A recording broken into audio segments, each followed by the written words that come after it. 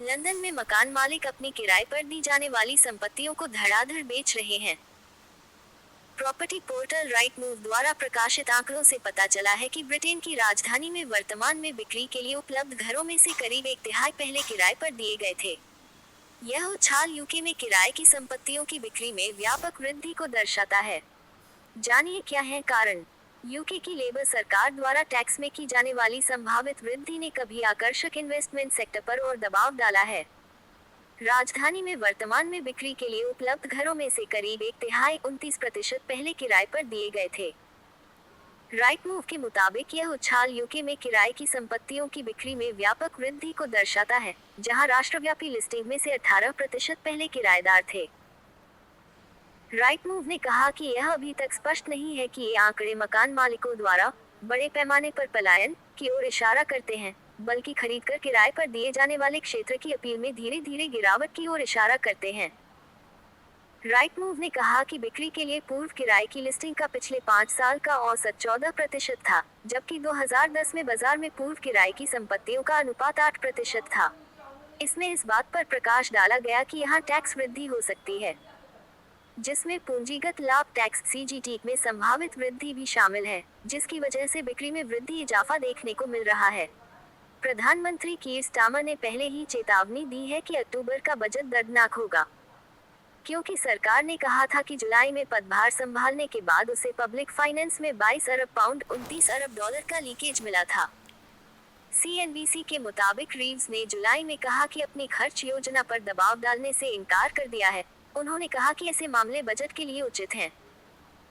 London स्थित real estate agency Benham and Reeves के निदेशक मार्क वॉन ब्रुंडहर ने कहा कि CGT के संभावित बराबरी का मुद्दा निश्चित रूप से कई मकान मालिकों के लिए चिंता का विषय है।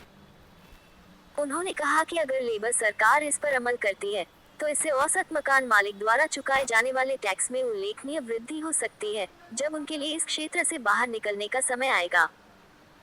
यह उन लोगों के लिए एक और झटका होगा जो घर किराया ही कमाई का साधन है, जिसकी हाल के वर्षों में लाभ को कम करने के लिए पहले से ही कई कानूनी परिवर्तन पेश किए गए हैं। वर्तमान में इतना देना पड़ता है। टैक्स वृद्धि के बारे में अटकलें लगाई जा रही हैं, जिसमें CGT को बराबर करना भी शामिल है, जो इसे इनकम टैक्स लगाने वाली स्तरीय दरों के अनुरूप लाएगा।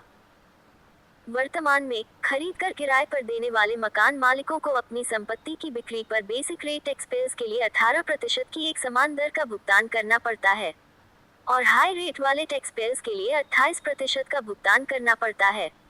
संपत्ति सृजन का प्रमुख क्षेत्र था बाय टू लेट।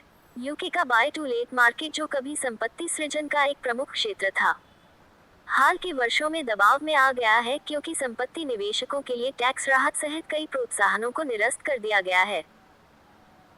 हाल ही में जीवन यापन की लागत में आई कमी और उच्च ब्याज दरों ने मकान मालिकों के लिए वहनीयता को भी कम कर दिया है।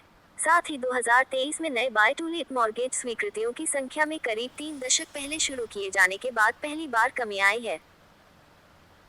राइटमूव प्रॉपर्टी विशेषज्ञ टिम बेनिस्टर ने कहा कि रियल एस्टेट में सुधार पूरे बोर्ड में महसूस नहीं किया जा सकता है, और चेतावनी दी कि खरीद कर किराए पर देने वाले निवेशकों पर आगे की रोक से किराए के बाजार में मौजूदा सामर्थ्य संबंधी समस्याएं बढ़ सकती हैं।